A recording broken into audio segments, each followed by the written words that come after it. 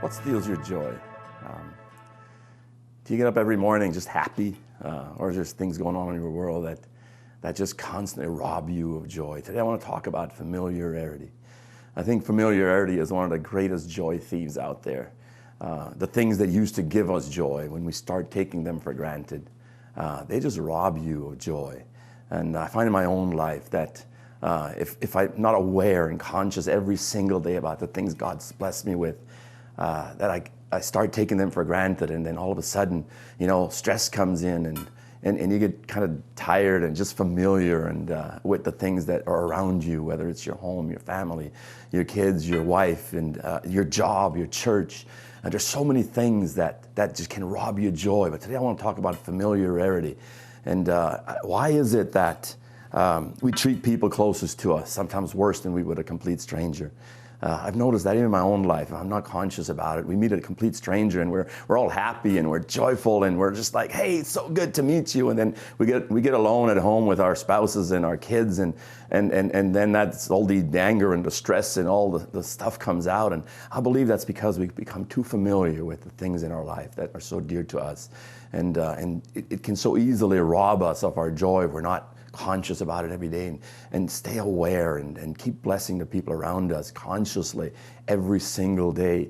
My dad was a real interesting guy. I mean, I just absolutely adored my dad. He raised 9 of us, and so there's a wife and 9 kids. So at the end of a long day going up on a farm with these 20-hour days, he would come home and stressed sometimes, a little tired, and you could see, and just want to be left alone for a while. And here we are, 9 kids, especially when we were younger. We were all screaming for dad, and and mom's got all kinds of stuff she's gone through with us. So she'd be like, "Hey, you need to talk to your son, or you need to talk to your daughter." And dad at that particular point just wasn't ready. He just said, "Just let me relax for a while," and maybe get a little irritated and stuff, and just want to be alone and relax.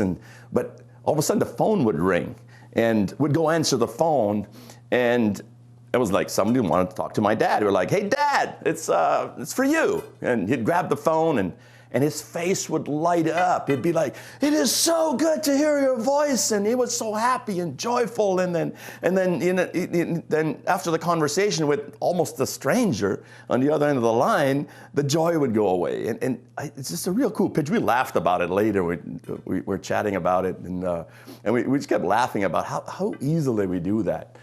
With the people that are so close to us. Don't become familiar with your family and your spouse to a point where you just take them for granted every day. Those things that used to just bring you happiness, bring you joy.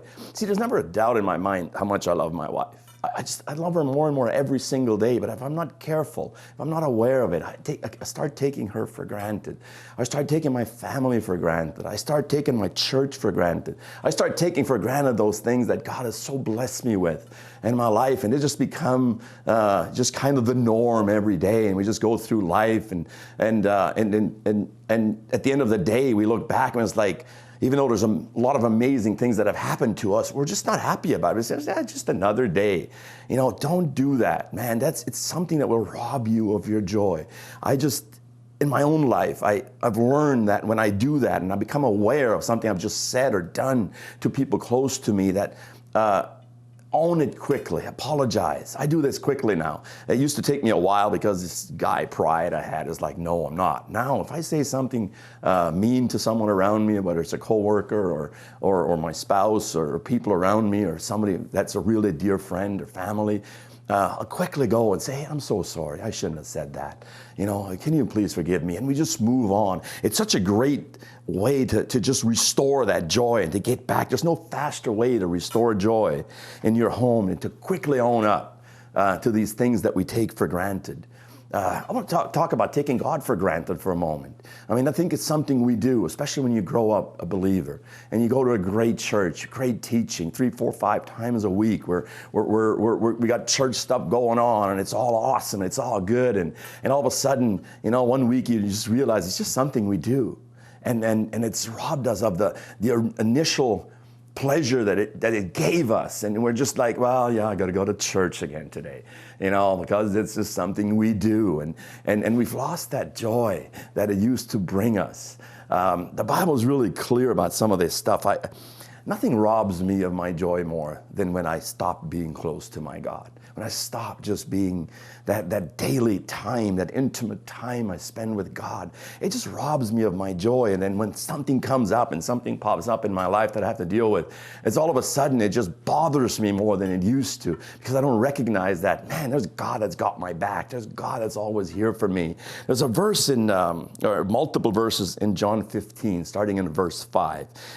Where Jesus says, I am the vine, you are the branches. He says, those who remain in me and I in them will produce much fruit, for apart from me, you can do nothing. Anyone who does not remain in me is thrown away like a useless branch and withers. Such branches are gathered into a pile to be burned. If you remain in me and my words remain in you, you may ask me for anything you want, and it will be granted. When you produce much fruit, you are my true disciples. This brings great joy. This brings great glory to my Father. I have loved you even as the Father has loved me. Remain in my love. When you obey my commandments, you remain in my love, just as I obey my Father's commands and remain in his love. I have told you these things. This is the key. This is Jesus speaking. There's 7 times in this scripture where he says, remain, remain, remain, remain, remain. It's what you remain with me. Don't take me for granted. I'm always here. I'm always here for you. Whether you're up, whether you're down, I will never leave you. I will never forsake you. It's just remain in me. Remain close to me. Don't take me for granted. And then in verse 11, he says, I have told you these things so that you may be filled with my joy. Yes, your joy will overflow. Your joy is important to God.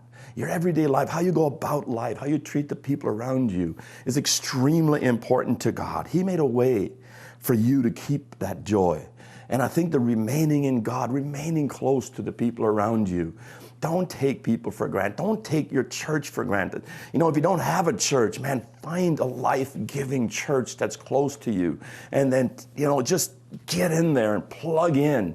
You know, no matter what goes on. I mean, there's no perfect church out there, but I found out years ago that when I plugged into my church that I can't do without it. You know, I go away on 2 weeks holidays and I just miss it so much because there's so much going on there. And when I walk in, I just don't ever want to take it for granted. And just always remember that every single day of your life, God thinks about you. He wants you to be happy. Jesus said, I came that you may have life and have it in abundance to the full till it overflows. And that goes with your joy. But man, familiarity and taking things for granted can just rob you of that. Don't let that happen. It is a choice. Make a conscious effort every day to be aware of the people that God has blessed you with, whether it's your family, your home, your church, and make sure that you don't ever become familiar, because it is the number one thing that's going to rob you of your joy.